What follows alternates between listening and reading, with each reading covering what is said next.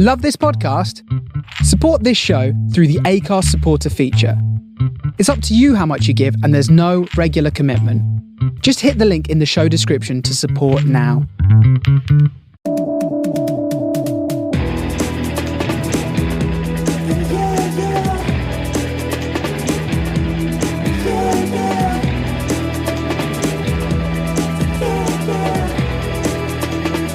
Welcome to the Apollo Audio Podcast. Hello, hello. Get in there. I'm Martin Lumsden, producer and engineer. I love that. That was cool. And I'm here with Billy Hills. Hello, hello. Or should you introduce yourself? I'm Billy Hills. Yeah, that's better. Okay. Yeah, we need to do that, don't we? That'd be better. And I'm Billy Hills. We're early this week. Yes, we had some time. We're we'd here. fill it. We're here. We get a lie in. Yeah, exactly. That'll be nice. Have you been, Billy? Well, good. What have we been up to? We had the gig on Friday, didn't we? Which was really, really good. At the studio, yeah, that was awesome, actually. Yeah, it's always one of them ones where you're like, you don't sell that many tickets on the week leading up to it, and then on the day, everyone buys a ticket. Yeah. And we basically sold out that one, so it was really good. 3 excellent bands. Had Lullaby Riot that rehearse all the time, good punk band, and then Old Man Jr. They were amazing. They were excellent. They really actually, good. I mean, I have to say, they actually were excellent. One of my favourite bands I've had here. The drum, one of the songs they haven't recorded yet, I think it was called Setting Sun. Yeah. We talked about it at the time where the drummer was playing the tambourine with one hand and a stick in the other. And then next minute, you know, he's got 2 sticks and he's screaming. Yeah. It was insane. It was like one of my best favourite songs I've heard this year. Also, Beachwood, I think their second last song, I think it was called Tuesday. Yeah. Such a cool melody, such a like a cool riff, and it could be like 1975, it could be just like great pop rock song and melodies, really cool but still raw. Really enjoyed them, so it's a really good lineup. Got some cool photos. I think you got some cool recordings of it, and it's just really good vibe as general. Yeah, it was such a great night, and as I said, it's ideally you would have lots of advanced ticket sales. It is a challenge, isn't it? Because, like you said, there's that last minute people show up, which is brilliant that people show up. But you can kind of understand why it's difficult for some venues when they're looking at ticket sales in advance of things and saying we can't do this because you can't just rely on that last minute. So I suppose it's great that people show up and keep showing up, please. Yeah. But it really helps if you buy your ticket in advance. Do you see Foo Fighters? That's for any venue, not just for us. Foo Fighters did the very last minute. Do you see what they did this week? So they've announced some really intimate gigs in the UK. Oh, yeah. They're playing Shepherd's Bush. Okay, cool. Tomorrow night. But they went on sale yesterday and you had to get them from the venue. Oh, wow. So old school. Shepherd's Bush is a nightmare for us to get to, really, innit? Yeah. West London, so I was like, couldn't really do that. But it's quite a cool way of doing it. Yeah. I suppose it stops the touts, really, doesn't it? Because you're only allowed 2 per person. Yeah. And you have to go there to get it. And so get there in person. Really, yeah. I mean, it's funny because that is, when I first started going to gigs, that's how I bought tickets. Really? Yeah. Used to go to the venue to buy the tickets. Or you would buy them sometimes from record shops. Oh, cool. So you would get your tickets for a gig from, I'm sure this was true in London as well, you would go to Tower Records or Virgin or HMV or something, that's where you would buy your gig tickets. Oh, no, or from the venue itself. Yeah. That was pretty typical. And yeah, it was in person. The first time I can ever remember trying to do anything ticket booking on the phone was for a Prince concert. Oh, wow. Concert. Yeah. It was Prince, I think, and that was the first time it was kind of, you book tickets. And that was a similar thing. That was because it was going to be, where was he going to do it? Blenheim Palace, I think. What was that? And it didn't go ahead in the end. I think it was Sign of the Times era. And we were going to go. But that was partly the first time I remember doing it on the phone, and partly I remember that was the first time I would have thought about going to a venue that wasn't near enough to go to buy the tickets. Where's Blenheim Palace? Milton Keynes-ish area, is it? I think. Yeah, Northampton or something. Yeah. I might even have got Blenheim Palace. Is that where the bowl is? Is that the same place? You've got Milton Keynes Bowl? No, Blenheim Palace is more like a country estate cool. Like type thing. Sort of thing, yeah. Yeah, something like that. Yeah. And it was that kind of thing, and I may have got it Christ, wrong. that's a long way to go to get get tickets from Edinburgh. Yeah. It never went ahead, but yeah. So in the good old days, it good old days? In the olden days, yeah, that's how we used to get our tickets, was direct from the venue. You'd see people queuing up outside the venue like you would queue up overnight sometimes to wait in line. Like if it was a big act, so you would queue up to get the tickets. Do that sort of thing. Yeah. I remember my dad saying he was on the phone trying to get Nebworth tickets. So that was 90s. Yeah. Still was a bit pre-internet, really. Well, still early days of internet. Yeah, it was on the phone. That was how you would do it. It was like, give your credit card details over the phone, and you'd be waiting in line. So yeah, that's now replaced with the internet queuing systems. Yeah. And I suppose similar, you would get cut off or something midway through transaction. Things like that could happen, like getting dumped, being accused. You didn't get accused of being a bot. That's the only thing. You never got that. My mate Ollie was telling me, so his missus is from Thailand, and they have a system out there. I don't know if it's just in Thailand or Asia in general, where you sort of put your name in a ballot for a ticket. So it's not just like first come, first serve. Yeah. And then it just makes it fair for everyone then. Yeah.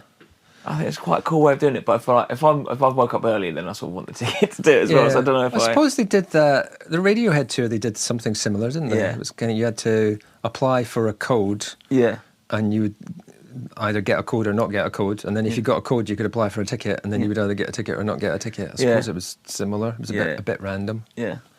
And I may have said this before on the podcast. The first time I really experienced this was, I think it was Michael Jackson concert.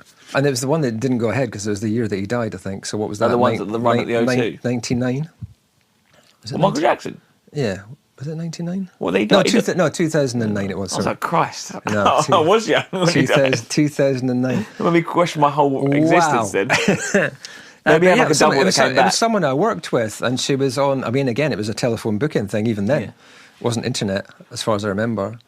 And she was saying, I think she was buying like 15 tickets or something like that. I said, you must have a big family or a big group of friends. She went, no, I'm getting 2 for us and I'm going to sell the rest. Did you report it to the police? No. but that was just a personal thing, if you like. That was already just an individual thinking, I can make money from this if I get enough tickets. Escalate that into, full-scale infrastructure technology where you can get bots to do it. You can see where the problem started and how things went a bit wrong. Yeah. Because I did think, I fell out with her after that. Yeah. I thought, that's a horrible thing to do. Yeah. You've just 13 people who would have gone and got a ticket, and you're going to charge them extra. Yeah, exactly. It's just so you can have a ticket just because you got to the queue first. But when that basically has become the commercial nature of these big gigs, is you can't buy them at the price they're sold for. That basically has now become the fundamental reality.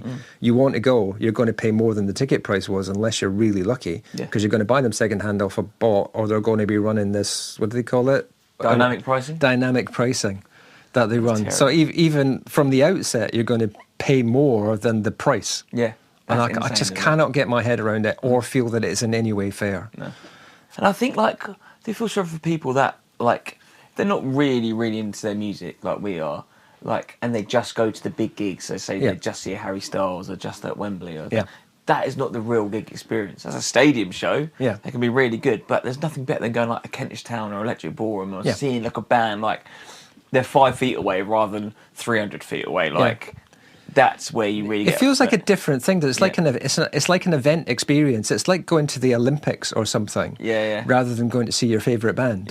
So I'm going to this event because it's on. Or, the people that, I don't know, the corporate FA Cup final kind of thing. I'm there because I've been invited and I'm getting a dinner and stuff like that. I quite like football, but I don't... Fightball? I've just invented a new sport, Billy. That's a bit of me, that. Fightball? I'm up for that. What would the rules be of that?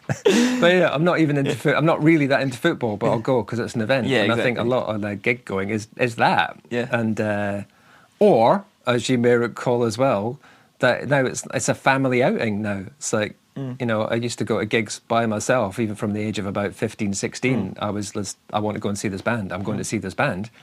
Whereas now it's a family event, right? Parents, kids, they all go together. Partly for security, but partly because they all want to go. It's let's go for a day out. Huh? Christ, how expensive is that? If you got expensive, that, and also, say from my experience growing up, really unusual. The idea of me going to a gig with my mum and dad. It's like, what? Huh? I can't remember going all family. I think I went to do Steps once. Steps and S Club 7. I think that's the only thing we went all family. But then, talk about this week at gigs. We had the same day as our gig. We had Deftones. Did we mention it last week?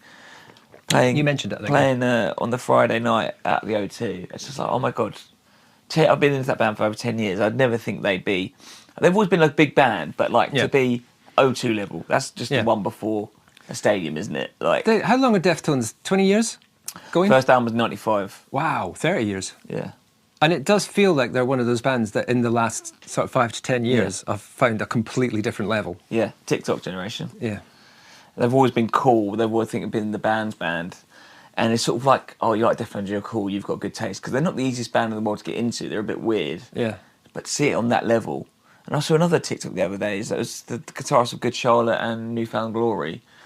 They said between like the years of 2010 and 2020, he said like rock was dead. Like there's this whole sort of thing, like streaming age came through. And he said, since COVID, there's been a new generation came through. I think it's our generation coming of like being a bit nostalgic about it. And this new, like, he said, rocks might be as big as it's ever been now. Yeah. Like it's, everything rides a wave. It did sort of crash a little bit, and I felt it. I wasn't massively into metal and rock in that time. I got more into hip hop. That was like the thing. Yeah. And I do think it's riding that crest of the wave again, and it's coming through. And to see bands like that, Deftones, headlining O2. Yeah. Like I think 7 years ago they were playing Ali Pali, which is not. That's not a small gig. It's not a small gig, but it's O2 is like must be like 10,000 more. Like it's a lot, and they're doing arenas around the country. Yeah. I was talking about Kentish Town 3-4 years ago. That was one of the best gigs of my life. Again, like to see such a huge band like that in a small event. Not small, but a couple thousand. Yeah. It was really, really cool. So, it was such a different environment. Like I said, I think we've discussed this before. I feel that in the past, bands would usually do a sort of, 5,000, 6,000, unless you were really big. And even then, you'd be doing a sort of 5,000, 6,000 gigs, but you'd be doing a lot of them. Whereas now, bands tend to compress that into fewer, bigger gigs. Yeah. At that level, people are willing to travel, I suppose, all that kind of stuff. And those bigger venues exist, I suppose. Yeah. Somewhere like the O2, it's only existed Manchester's since the biggest 2000. arena now, isn't it? Manchester, the Co-op Arena. Yeah, those bigger venues are catering for that. They can exist. But we know there's a problem with small venues disappearing. Does O2 own every single small venue now? We get there. We're going to be bought out soon by the O2. All branded. Yeah. Bring it on. Yeah. Give us the money. No. It's a struggle, and grassroots venues are disappearing. We're coming back to that idea of buying tickets. Going to shows, great, show up, buy tickets in advance, and do those things. Support the next big band. The ones eventually. Although it's great that bands like Deftones are playing the O2 and Beyoncé playing Tottenham Stadium and Harry Styles, what's he booked in some ludicrous number of nights at Wembley? Insane. Great, but we're going to run out of those people unless we support the smaller venues because they won't have the chance to build an audience and get to the point where they are playing those. I think less so of like the ones like Beyoncé, and but you've got bands like this summer like Linkin Park and My Chemical Romance. They're the ones that started at grassroots venues. They're like. I think it was a great thing a couple of years ago where they did the current Reading lineup.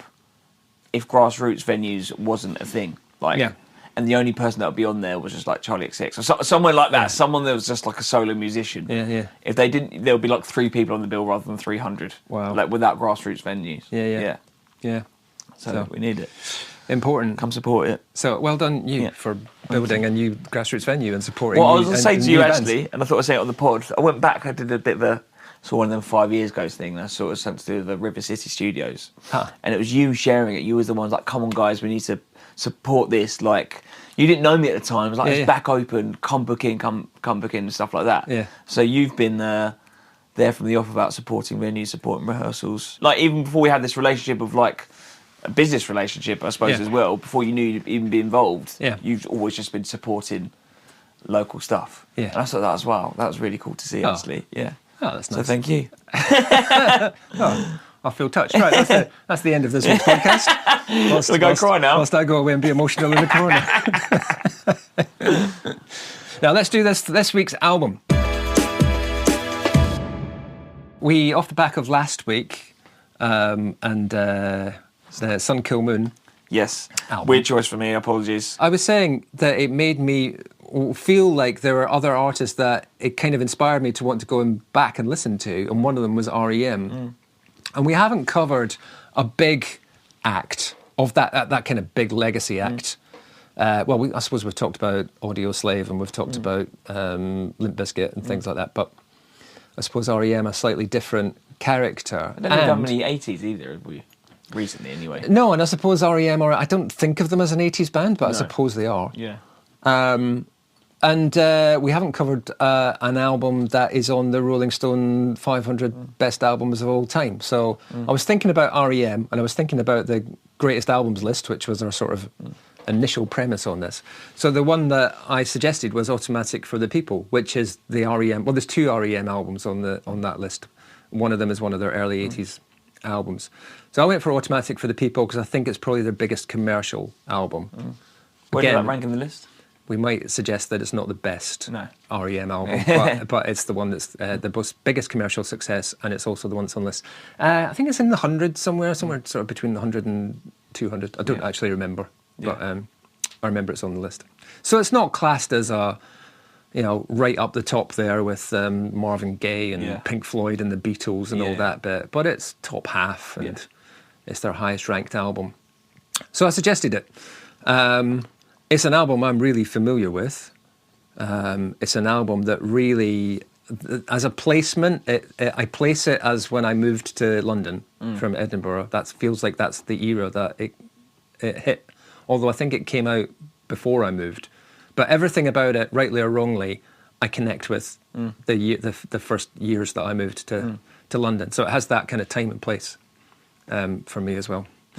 Relationship.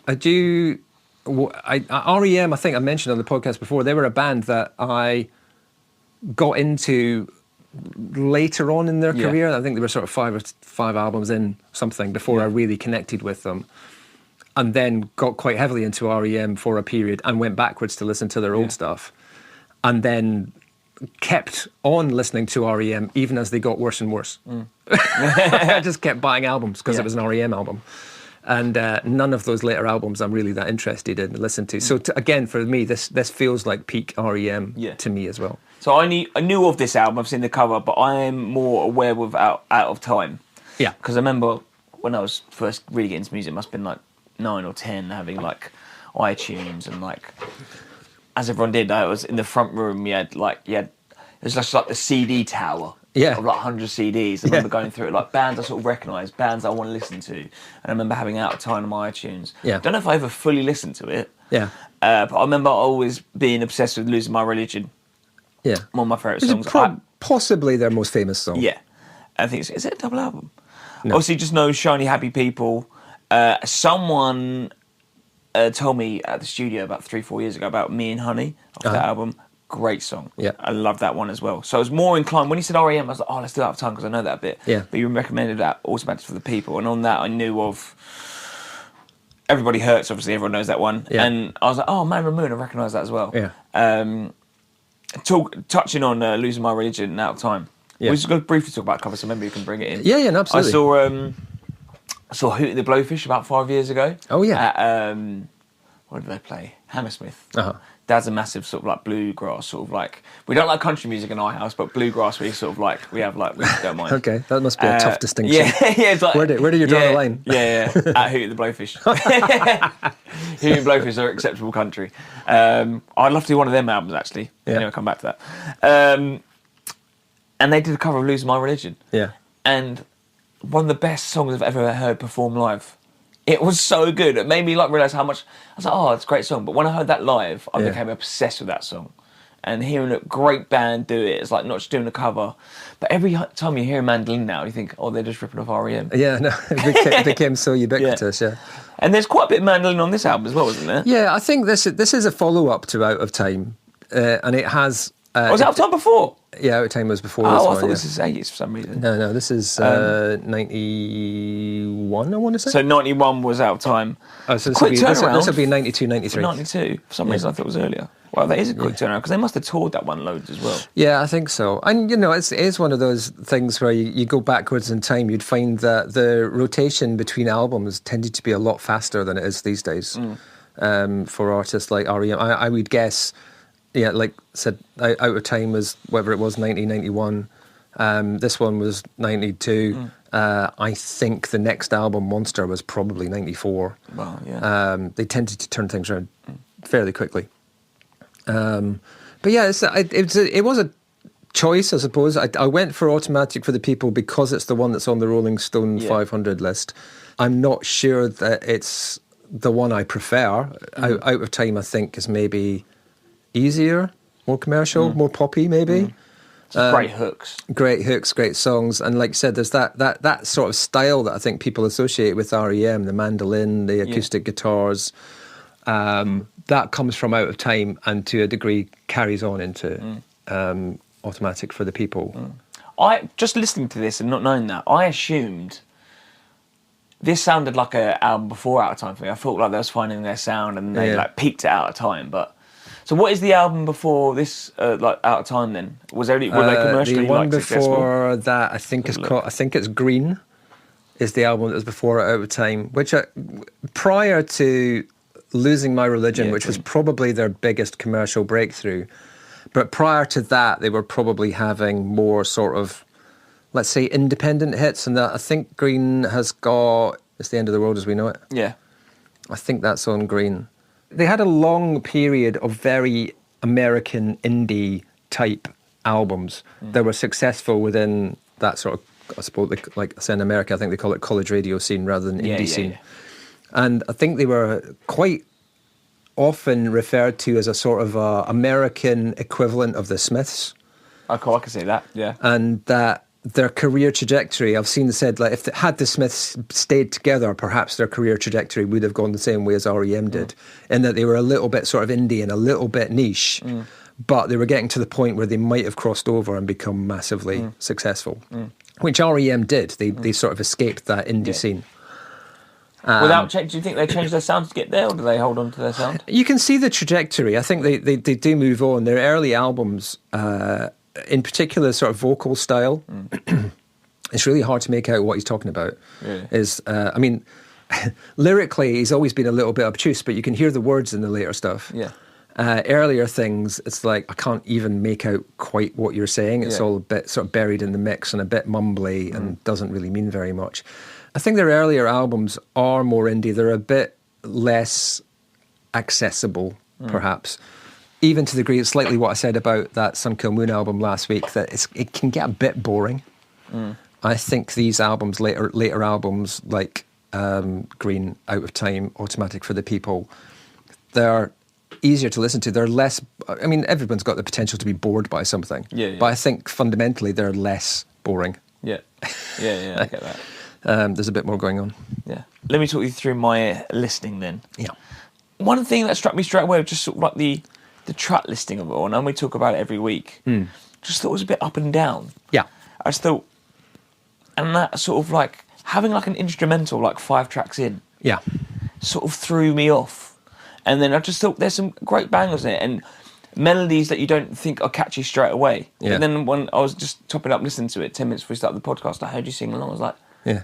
Oh, that is actually quite catchy. Yeah. And it doesn't catch you straight away. It's not an album that, again, I was sort of expecting more Out of Time, which might have, I know Losing My Religion is not upbeat, but it's not acoustic. There's a lot of just like downtrodden, like a lot of just less instrumentation going on at all times on this album. Yeah. And then... And Losing My Religion is one of those tracks that is made up of hooks, basically. Yeah. It's like it's got a hook in the chorus, it's got a hook in the verse, it's got a hook in the bridge. It's like it's all bits of melodic. So hooks. maybe my downfall was probably comparing it to that, which is one of my favourite songs, and some great albums on that. So I was expecting a bit more, and especially like End of the World Was No. I thought there would be like up and sort of like, that's what I was sort of ready for, especially when I was listening to it on my run. Did my slowest like 5k ever. Christ, we're doing that. Everybody Hurts. So I was trying to have a little cry after that one as well. Great song. That does occasionally get me in the feels. Yeah. And there's a track, I think it's one of the only ones, where he's like laughing as he's singing. I was like, oh, that's so cool they've left that in. And it's... I don't know, is that Sidewinder? The Sidewinder Sleeps Tonight. There's a lyric he sings when he sort of laughs at the end of the line. And so you think, is that intentional? Does he do that all the time? No. Or is that one of those things that happen in recording and he went, we're leaving that in? Yeah, because I think it's and like I like Dr. to think Seuss it's that. or something like that. And it's like, it's a funny lyric. And it's really cool. And you can tell them it's R.E.M. Yeah. As a band anyway, because we've got the mandolin and the acoustic, but his voice, is it Michael Stipe? Yeah. So distinctive. How many times have you been recognised as him? I wasn't going to mention that, but yeah, I have been, and I have gone to a fancy dress party as Michael Stipe. Yeah. What, as in the Losing My Religion music video? No, I went. Do you know what the easiest thing to do was, and I can't remember which album it was, but there was a lot of the promotional stuff. He had a big sort of blue striped makeup across his face. Oh, cool, yeah. So it was really easy for me to do. Yeah. Was basically put on a white shirt and paint a blue stripe across my eyes. Oh, cool. And already I'm there. Yeah. Basically. So that was quite easy. Yeah, that and Moby. That's what. That's what I tend to get referred to. I've got stopped quite a few times in London for being when I had more hair. Was the drummer for Arctic Monkeys? What's his name? Oh, Matt Helders. Really? Yeah. Okay. Cool. Picture me, curly hair. Yeah. We've got exactly the same face. Yeah. So again, first listen, I thought, a bit disappointed. Yeah. And then I think it gets really strong towards the end, like Man on the Moon, Night Swimming. You'd expect them sort of earlier on, and then it's sort of like, I don't know, just the history of albums, you sort of have a lot of like, I don't want to say front-loaded, but you tend to have more happy ones at the front, and then it sort of like comes down more at the end. They've sort of done the opposite of that. I'm not saying I'm against it, but my brain sort of wasn't... Yeah. There's definitely an interesting thing that they did, especially, I mean, I think Shiny Happy People, for example, I think they basically disowned that track. I think they kind of got to the, oh God, what were we doing there? We've gone too far kind of thing. But, you know, it was a massive success and really popular. Yeah. The opening track on this album was also the first single off this album. Really? Which is Drive. Yeah. And it is, like, relative to what was out of time, it is so downbeat, like I said, as an opening track and as an opening single. It's a really interesting choice, really, is that. So, it's brave, I suppose you would say. And confident, perhaps, is another way of saying it. Is like they went like, that's the track. That's the one that's going to set, and I suppose set the tone for the album, if this is what you can expect. And I suppose it really does, both as a single and as an opening track. I guess it does that job brilliantly. Yeah. And I'll tell you what I did wrong at first. I'd put it on my car and it automatically shuffled it without realising. Yeah. And I heard like Man on the Moon. I was like, first track. I was like, this is the R.E.M. I know. That's the way to start. Yeah. Because that is a transition from Out of Time, isn't it? That's what you. Yeah. And then you got Night Swimming. It's a little bit more, but you sort of expect it. But then I'll put it on for the second listen, the way it should be. Yeah. As it's written out, and it was just I'm not saying I disliked it. It was just it's hard to come in with a fresh take when you've got so much expectation, I suppose, of what you think it should be. But the more I listen to it, the more I realise that it does have the hooks. Yeah. It just doesn't have the upbeat drums per se. Yeah. It's just a little bit more stripped back. Yeah. Which I don't hate, but I like R.E.M. for their upbeat stuff, I suppose. I prefer the Out of Time sort of stuff. Yeah. It's interesting you said that. I thought this was the album before Out of Time. Yeah. I can see why that would be, if you didn't know. Yeah. I can see why you would think that. It sort of does feel like a step in between. Yeah, I felt like, they've wrote Man on the Moon, let's do an album like that. Yeah. But they've written the album, and I can see like Man on the Moon sort of being like a B-side to that album, and they put it on that one or whatever. Yeah. It's sort of, I suppose it feels like, and I'll never know because it's not like I've spoken to Michael Stipe. Yeah. But it does feel you don't talk to him, you just do like, I'm telepathically connected. Well, it does feel potentially a bit like an act that have been able to say off the back of two successful albums, Green and then Out of Time, and really finding their feet and finding their commercial strength, that they've maybe been able to go into this album and gone, right, now we can do what we want. Yeah, exactly. And I rate that. I think that's cool. They haven't just gone, let's write. I think the worst you can do is just go full pop. When you've got big, they've still stuck to their guns, and I rate that. You're absolutely right. Yeah, and there are those big poppy tracks, those big commercial singles that came out, like Sidewinder Sleeps Tonight was a single, Man on the Moon was a single. Yeah. But I just think it's surrounded by more downbeat tracks, which is why I took away from it. And when you do get the one, it's like, Yeah, I completely agree with that. And I don't know, there's the idea of even like I said, an instrumental at track 5, just putting an instrumental on an album is kind of weird. Yeah. And I think what I got away from it as well, because obviously they're all amazing musicians, but they do strip it back and they play so simple at times. Like Everybody Hurts is notorious being like 3 easy chords, but it's played so well. Yeah. And like you can obviously write riffs like Shiny Happy People, like such a great riff. But it's just simple chords, simple strum patterns, and you can tell it's them. But we talked about constructing arrangements as well, didn't we? I mean, there's sort of very non-obvious but absolutely crucial things happening. Say Everybody Hurts. The strings in that, for example, they're really not in your face, but they so much add to the emotional If you took depth. them away, you notice. Yeah. And that you know, using music within, say, movies or TVs, whatever, you know, how you can manipulate someone's emotional feeling by the use of music. You know, put the wrong music against it, it just doesn't have the same impact. And you can see how the intention around the production and the arrangements of songs like that is saying, like, this needs to have more emotional depth to it. So it's the song is great, the foundation of it are great, but if we add the right arrangement, we add the right strings to this, we don't overemphasize it, we're really going to be able to take people on a journey in a different way. I suppose it makes me think of a throwback to something like Yesterday. Yeah, I can hear that. That sort of idea of adding orchestration to basic acoustic songs has now become... Oh, you just expect it now. It's a production technique, right? It's a thing that we do. Who do they record it with? Well, I was looking into that. Scott Litt was the producer on this, who, as far as I can figure out, he did work with a couple of other bands, but basically he seems to have been R.E.M's producer and not really produced anything or anyone else to any extent, but he's done virtually everything that R.E.M. ever did was with Scott Litt. The only other thing that he is noted as a producer on that is of note is the Nirvana MTV Unplugged. Which he was the producer on, which I suppose you can kind of see. But you know, I'm not saying I've researched this in depth, but he does seem to be a guy that is basically, I suppose, in a bit in the same way, going back to Beatles again, in the same way that George Martin is massively associated with the Beatles, although he did other stuff. Scott Litt seems to be a producer who is intrinsically linked with R.E.M. and doesn't really go outside of that much, although he's done other stuff. The thing that he's going to be known for. Have they stuck with him? Because I've just seen they had an album like in the 20s. Well, R.E.M. Officially they split up. I mean, they haven't been an act formally for I'm going to go at least 20 years. I think. Well, they're releasing stuff, but they may have been putting out bits and pieces. But last album was... and I think it's been even rare when more than one of them has sort of performed together.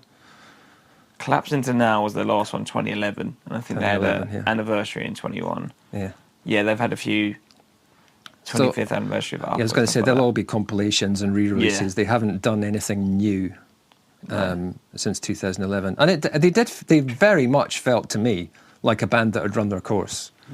Like they were sort of bored with it. It was like, how old we've done it all around then? Was he like an older musician? Not older, but would he be in his late 30s or? Well, by the time they split up. No, like These Are My Religion. They don't look young. No, I think they were maybe late 20s, early 30s. I'm not exactly sure what his age is, but I don't. They had been.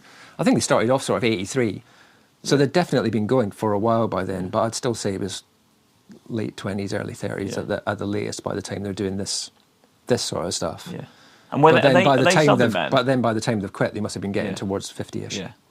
Are they a southern band? They're from Georgia. You can hear that in his like southern drawl a bit sometimes, but I think it's cool. Like I heard phrases before, like "losing my religion" is like a southern saying and stuff like that. So I love it when you hear phrases like that you wouldn't usually use, and then it comes an iconic like lyric and saying, doesn't it? Like, I think there's some other bands. I think the B-52s are from the same. I think they're from Atlanta, Georgia, not just Georgia, but Atlanta. Oh, cool. And I think like the B-52s were from the same place. And you can kind of hear similarities a little bit in their sound. So, like you said, I think it comes from that area. But yeah, they were a band I was really attached to for quite a long time. I did go to see them live. Good. Supported by Blur. Oh wow! Where at Milton Keynes Bowl, funnily enough, as we were discussing that earlier on. So yeah, I mean they were a really good live band as well. You know, they could deliver it. Despite some of these songs being a little bit downbeat. I guess there are other bands like that, aren't there? When you think that like the experience of listening to their albums is not the same as seeing them live. You think, is this going to be sort of relaxed and chilled out? And then you get there and it's all energy and all up. And R.E.M. were a little bit like that. I suppose when you've got a catalogue at that stage, it's not their first album as well. They've got No, by the time I saw 6 them, albums, they yeah. were well into a Yeah. 8-album career Yeah, or something like that. So yeah, big catalogue by them.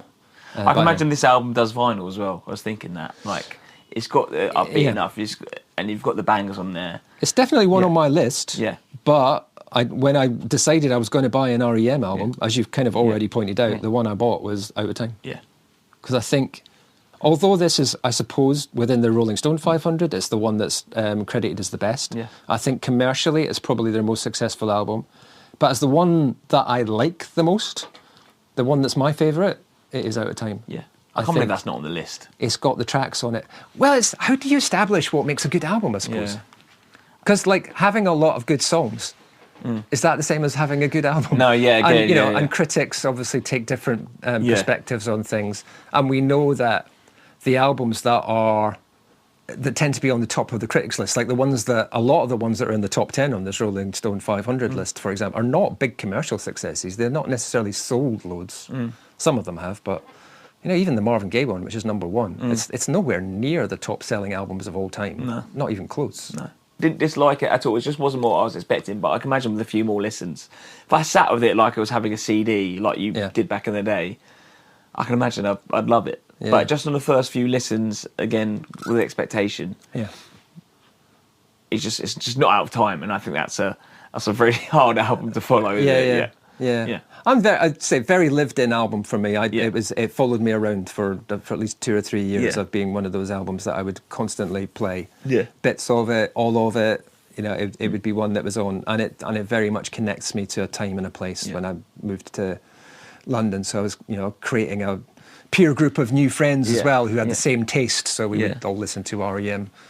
I do find this as mad. It's like 30 years ago, about how this was like a massive band. Like a song like Drive to be a single. Yeah. That wouldn't be a single nowadays, would it? No, probably not. No. So it's just how taste changed as well. Yeah. Which I think is really cool. Yeah, you'd find that really hard. Yeah. And I'd say I think R.E.M. are a little bit interesting in terms of how they went from we're not really a commercial band to we are a big commercial band, and then kind of went, well, we'll do commercial, but we'll do it our way. And I think that worked for this album. And then they did a bit of almost a sort of Radiohead style pivot. They had an album called New Adventures in Hi-Fi, which was hard work. Hard work or just not very good? Yeah, let's say hard work. Let's be fair.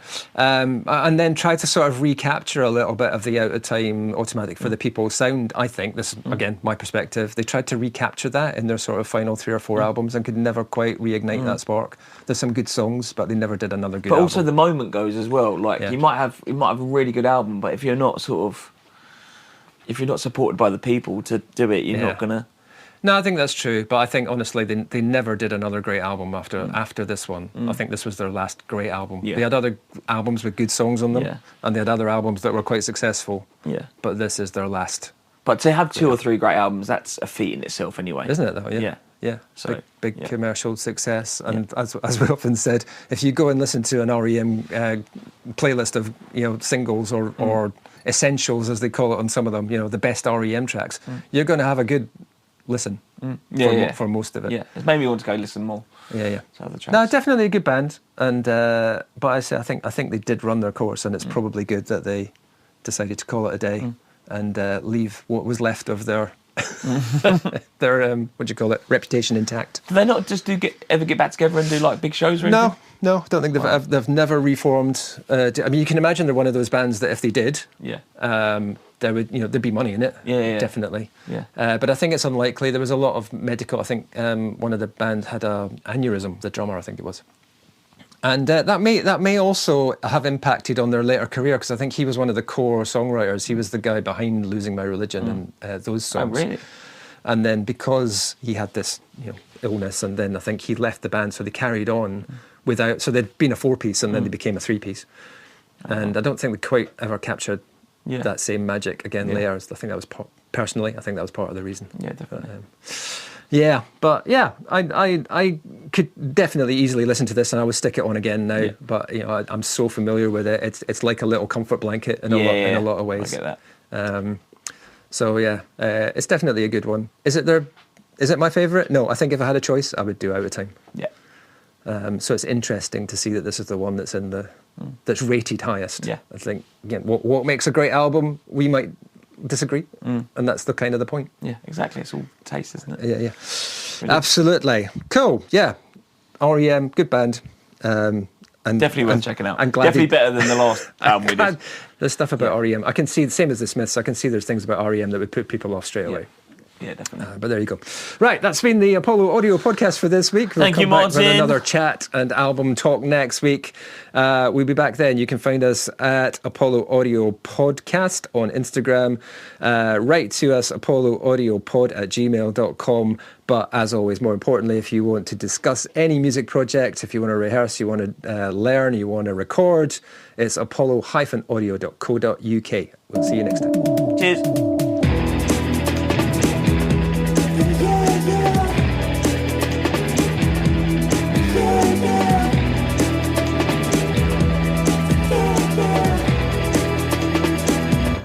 You sure you forgive me?